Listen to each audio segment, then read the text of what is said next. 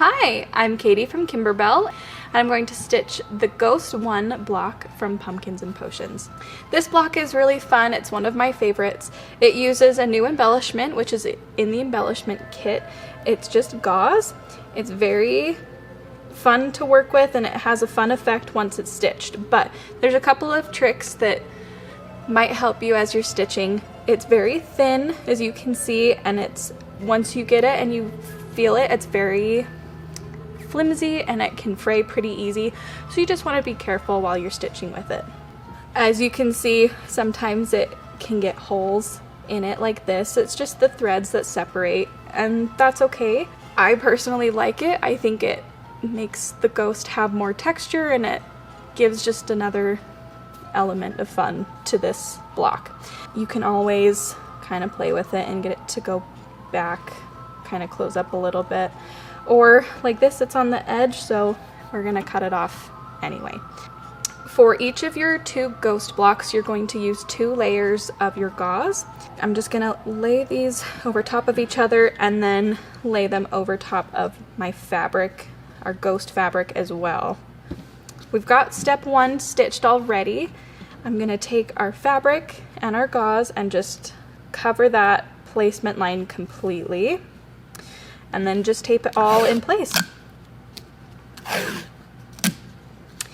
If you find you don't love just stitching directly on the gauze, if you're worried about your presser foot catching or your needle catching for any reason, you can always just add wash away topping over it, and just make sure to tear it away completely and then gently rinse out whatever is left over. I am not going to use wash away topping. I'm just going to go ahead and put this right in our embroidery machine, and it will stitch our tack down line.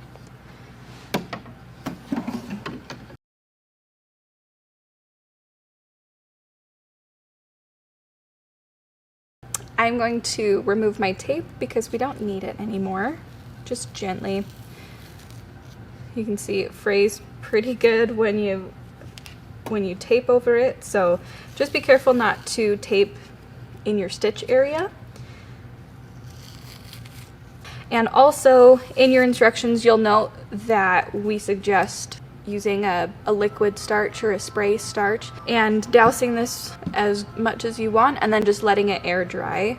So that's something you would want to do before you start stitching this block. You can iron this just on a lower heat setting too. So if you spray it and then want to iron it dry, you can do that. Just use a lower heat setting and you will be just fine. We are not going to trim this yet. We're going to stitch our next few decorative stitches and then we'll go ahead and trim the block.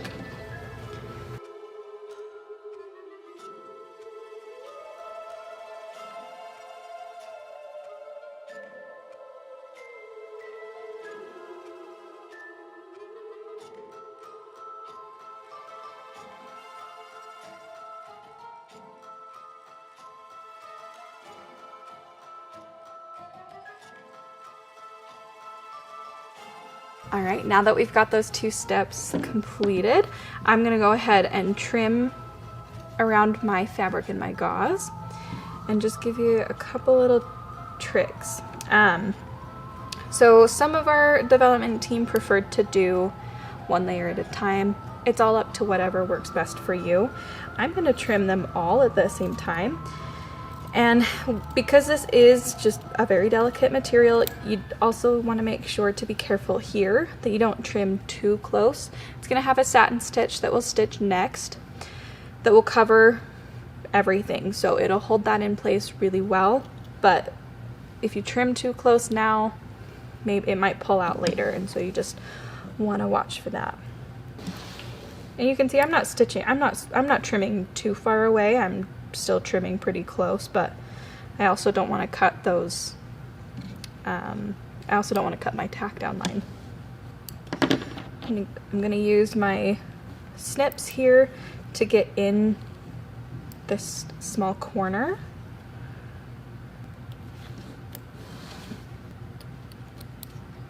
Great.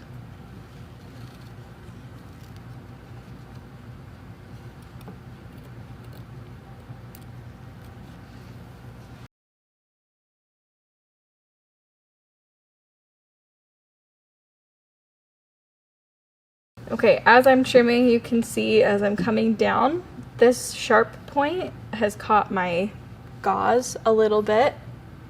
Like I said earlier, that doesn't bother me, but if it is something that bothers you, just make sure to keep this point up and far away from your fabric, or trim this way so that you're trimming with the large end of your scissors.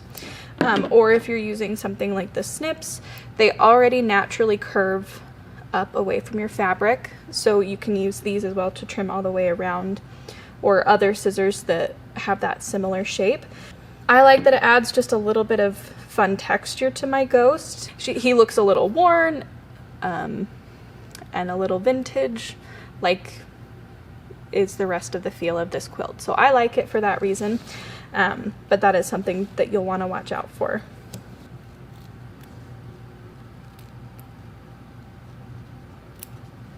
All right. You'll see stray fabrics, stray threads like this. That's gonna go all the way through your ghost. So just trim those away, don't pull it out. You're gonna have a huge run through your ghost material. So that's the last thing I will leave you with. You have 2 more machine steps to finish after this. It'll be your satin stitch and then the ghost eyes and mouth. Thank you so much for joining me today. I hope you enjoyed making your ghost 1 block for Pumpkins and Potions, and I hope to see you soon. Bye.